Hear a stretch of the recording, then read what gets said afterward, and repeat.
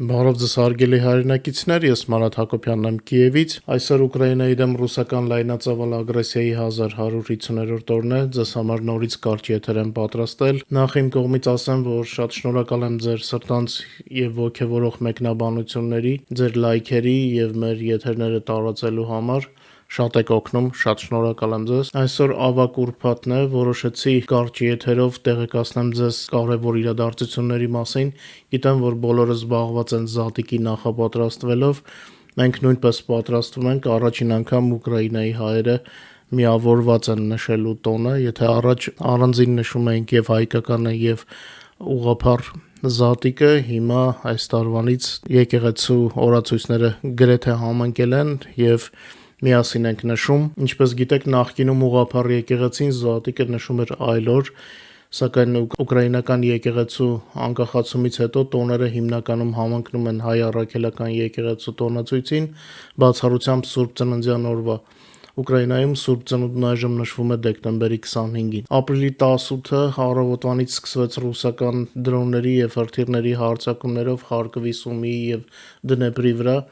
Ցավոք սրտի կան զոհեր եւ վիրավորներ, այդ թվում երեխաներ, կամ վնասվել են ենթակառուցվածքներ։ Ամենայն հավանականությամբ այսպիսի իրավիճակ կլինի ողջ հանգստյան օրերին։ Ավելի ուշ կկարդամ ձեզ համար Ուկրաինայի նախագահի հաղորդագրությունները այս թեմայով։ Առաջնագծում իրավիճակը անփոփոխ է, ուկրաինական բանակը շարունակում է ետ մղել անիմաստ եւ արյունալի ռուսական գրոհները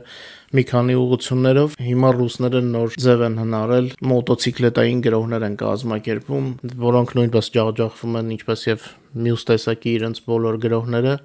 Անցած 24 ժամվա ընթացքում ռազմաճակատում տեղի է ունեցել 143 ռազմական բախում, ուկրաինական ավիացիան, հրթիռային ուժերը եւ հրետանին հարվածել են 10 տարածքների, որտեղ կենտրոնացված էին ռուսները եւ նրանց սպառազինությունն ու ռազմական տեխնիկան։ Ընդհանուր առմամբ վերջին 24 ժամվա ընթացքում ոչնչացվել է 1530 ռուս զավթիչ եւ ավելի քան 600 միավոր տեխնիկա, ավելի ստույգ 641 միավոր։ Ընդհանուր առմամբ լայնածավալ պատերազմի սկզբից Ռուսաստանի կորուստները արդեն կազմել են 938.970 զավթիչ, կարծում եմ վաղը թիվը կհասնի 940,000-ի։ Ուկրաինայի զինված ուժերը մի շարք հաջող հարվածներ են հասցրել ռուսական զորքերին եւ նրանց տեխնիկային օկուպացված տարածքներում եւ Ռուսաստանի բուն տարածքում։ Տեսարժան կադրեր կան ռուսական այդ անիմաստ գրոհները կասեցնելու մասին։ Հիշեցնեմ, որ ամենատպավորիչ կադրերը, որոնք ցավոք չեն կարող ցույց տալ YouTube-ում, կարող եք տեսնել մեր Telegram-յան ալիքում։ Քաղաքական թեմաներին անցնելով, ասեմ, որ Ամերիկայի Միացյալ Նահանգների պետքարտուղար Մարկո Ռուբիոն Le Bourget-ի Փարիզի օդանավակայանում իր ինքնաթիռի սանդուղքի մոտ մի քանի լրագրողների հայտնել է, որ Միացյալ Նահանգները պատրաստ են հրաժարվել Ուկրաինայում խաղաղություն հաստատելու ջանքերից, եթե տեսնեն, որ այդ նպատակը անհասանելի է։ Մեջբերեմ, մենք պետք է առաջիկա օրերին որոշենք հնարավոր է խաղաղությունը թե ոչ, եւ եթե դա անհնար է, պետք է առաջ շարժվենք, քանի որ Ամերիկայի Միացյալ Նահանգները այլ առաջնահերթություններ ունեն։ Հետարքիր է, չէ՞, ինչ առաջնահերթություններ կարող են ունենալ։ Այս թեման վաղը կքննարկենք ուկրաինացի քաղաքագետ Վլադիմիր Ֆեսենկոյի հետ։ Հավանաբար ավելի ազնիվ կլիներ, որ Ռուբիոն ասեր, որ Ամերիկան խաղաղության կողքով կանցնի, ոչ թե ինչ որ առաջ կշարժվի։ Այդ ուր են առաջ շարժվում, հետարքիր է։ Գիտեք, երբ Թրամփի մարտիկ սկսեցին այսպես կոչված խաղաղարարությամբ զբաղվել, շատերն էին կասկածում, որ ոչ մի լավ բան չեն բերի, բայց ցավոք իրավիճակը ոչ միայն չլավացավ, Պուտինի պատրանքներ տալով Թրամփիստները ավելի շատ վնասեցին, քան օգուտ տվեցին։ Թեև նրանք դեռ պահպանում են ֆորմալ կողմը, սակայն այս թեմայի մասին այսօր կխոսենք առանձին։ Մտածեցի մի քանի խոսքեր ձեզ ասեմ ստորագրված հուշագրի մասին, մեմորանդումի, բայց միգուցե նախատոնական ուրբաթ օրվա համար սա չափազանց շատ լինի, միգուցե վաղը ես ձեզ կարդամ փաստաթղթի տեքստը։ Մի խոսքով ասեմ, որ Ուկրաինայի վերականգնման համար ներդրումային հիմնադրամի ստեղծման մասին է մեմորանդումը, առայժմ Թրամփի հավակնությունների նշաններ չկան, գիտեք չէ, մնում էր ինչ որ իրենից դուրս պայմաններ էր առաջարկում, այդ ամենը չկա այս պահին։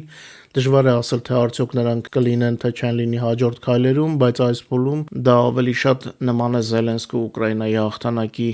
պլանի կետին զուտ ինվեստիցիոն ծրագրի մեմորանդում է առանց Թրամփի հետ իր հնարած փոխհատուցման տարբերակների։ Ամերիկան հրաժարվել է կատարել Ռուսաստանի խնդրանքը,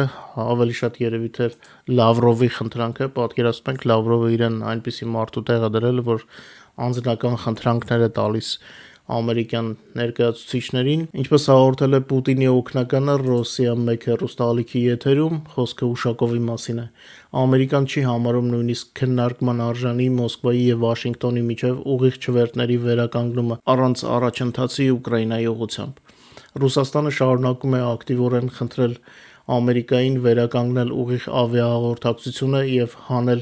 Աերոֆլոտի դեմ կիրառված պատժամիջոցները, բայց Վաշինգտոնը կրկին կտրուկ մերժում է հայտնել, հասկացնելով, որ որևէ թուլացում չի լինի մինչև Ռուսաստանի եւ Ուկրաինայի միջև հրադադարի հաստատումը։ Սա ցավոտ նոր հարված է ռուսական ավիացիային եւ այս բանակցությունների գլխավոր լոբիստ Սերգեյ Լավրովի հեղինակությանը, ինչն ասած ուր է այնտեղ հեղինակություն, որ Ռուսաստանի Դաշնության արտաքին գործերի նախարար Սերգեյ Լավրովը ավելի քան 1 ամիս պնդում է, որ Մոսկվա-Վաշինգտոն չվերթների վերականգնումը պետք է ուղեկցվի Աերոֆլոտի նկատմամբ պատժամիջոցների վերացմամբ։ Այդ մասին նա հայտարարել էր ինչպես Ռիադում հանդիպման ժամանակ, այնպես էլ Ստամբուլում բանակցությունների ընթացքում, սակայն Ամերիկայից արձագանք այդպես էլ չի ստացվել։ Մեջբերեմ մենք փոխանցել ենք առաջարկը ամերիկացիներին, այն ընդունել են, բայց հակադարձ քայլեր չեն արել, խոստովանել է Լավրովը, նշելով Ամերիկայի ցուցադրական մերժումը։ Ինչպես Ռոսիա 1-ի եթերում ասել են նախագահի օգնական Յուրի Ուշակովը, Ամերիկան չի տեսնում որևէ հիմք նույնիսկ չվերթների վերականգնումը քննարկելու համար, առանց առաջընթացի Ուկրաինայի ուղղությամբ։ Մեջբերեմ նրանք կարծում են, որ առաջին հերթին պետք է հրադադար, նոր հետո չվերթներ, դժգոհել է Ուշակովը։ Այսպիսով Կրեմլին հստակ հասկացրել են փոխադարձ քայլերի հույս չունենաք, քանի որ Ռուսաստանը շարունակում է պատերազմը Ուկրաինայի դեմ։ Մոսկվայի փորձերը ներկայացնել դա որպես բիզնես նախաձեռնություն լիովին ձախողվել է։ Վաշինգտոնի մերժումը ոչ միայն դիվանագիտական նվաստացում է, այլև իրական տնտեսական հարված ռուսական ավիաընկերություններին։ Մինչև պատերազմը Ամերիկա չվերթները Աերոֆլոտի համար ամենաեկամտաբեր միջազգային ուղղություններից էին, այժմ դա դարձել է անցյալ։ Առանց մուտքի դեպի արևմտյան երկինք եւ պահեստամասեր ռուսական քաղաքացիական ավիացիան գոյատևում է, այսպես ասած կաստիլներով, որ լիզինգը դադարեցված է, երաշխիքներ չկան, շարժիչները մաշվում են, իսկ ներքին չվերթները սուբսիդավորվում են։ Նման իրավիճակում Նյու Յորք չվերթների մասին երազանքները ոչ միայն միամիտ են թվում, այլև ծիծաղելի։ Իմ կողմից հավելեմ, որ ինչպես նաև ռուսական ամբողջ արտաքին քաղաքականությունը։ Բարձրաձայն հայտարարություններ այն մասին, թե ակտիվ աշխատանք է ընթանում չվերթների վերականգնման ուղղությամբ, արդեն հնչել են Կիրիլ Դմիտրիևի եւ Ամերիկայում Ռուսաստանի նոր դեսպան Դարչիևի շուրթերից, սակայն այդ անպագորգոր հայտարարությունները, այդ ամենը դատարկ խոսքեր դուրս եկան։ Ամերիկյան պետդեպարտամենտը ուղիղ հայտարարել է, որ նույնիսկ տեղյակ չէ նման պլաններից, իսկ սենատոր Մարկո Ռուբիոն կատակել է. Չգիտեմ ով պետք է թռչի, եթե այսքան ռուսներ պատժամիջոցների տակ են, ասել է Ռուբիոն, բայց մեկ-մեկ adekvat բաներ ոնց որ ասում են, չէ՞, թրամփիստները։ Ռուսաստանը պարտվում է թե երկնքում, թե գետնին։ Ավիացիոն մեկուսացումը արդեն դարձել է միջազգային մեկուսացման խորհրդանիշ, որից Կրեմլը ապարդյուն փորձում է դուրս գալ դիվանագիտական նամակներով եւ լոյալիստների այցերով։ Ամերիկայի մերժումը եւս մեկ հրապարակային ապտակ է ռուսական դիվանագիտությանը, որտեղ անգամ Լավրովի անձնական խնդրանքները այլևս լրջորեն չեն ընդունվում։ Եվս մեկ թեմա՝ Կրեմլը կտրուկ փոխել է Ուկրաինայի հարցով Ամերիկայի հետ բանակցությունների գնահատականը։ Վերջին օրերին Ռուսաստանի Դաշնությունը հայտարարել էր, որ Վաշինգտոնի հետ Ուկրաինայի հարցով բանակցությունները լավ են ընթանում, սակայն այժմ Մոսկվայից հնչում է այլ տոնայնություն։ Կրեմլի մամուլի քարտուղար Դմիտրի Պեսկովը, ով անցյալ շաբաթ Ամերիկայի հետ Ուկրաինայում պատերազմի դադարեցման վերաբերյալ բանակցությունները գնահատել էր որպես շատ լավ ընթացող, այժմ փոխել է իր հայտարարությունների տոնը։ Հինգշաբթի օրը Ռուսաստանի բռնապետի խոսնակը, որի խոսքերը մեջբերում են ռուսական պետական ԶԼՄ-ները, հայտարարեց, որ բանակցային գործընթացում խնդիրներ կան, ասելով, որ գործը բավականին բարդ է ընթանում։ Նա հայտարարեց, որ Ռուսաստանը ներկայումս կենտրոնացված է Վաշինգտոնի հետ բանակցությունների վրա եւ մեղադրեց Եվրոպային պատերազմի բազեների վերածվելու մեջ։ Նրա խոսքով եվրոպական երկրները իբր պնդում են պատերազմը շարունակելու մասին։ Հետաքրքիր է, չէ, իրենք ագրեսիա են ձեռնարկում, իսկ ուրիշներին պատերազմի բազա են անվանում։ Անցյալ շաբաթ Պեսկովը մեկնաբանելով կապերը Ամերիկայի նախագահի վարչակազմի հետ, չնայած հորդորել էր արագ առաջընթաց չակնկալել, այնուամենայնիվ նշել էր, որ գործերը լավ են ընթանում։ Իսկ երեկվա նրա հայտարարությունը զգալիորեն հակադրվում է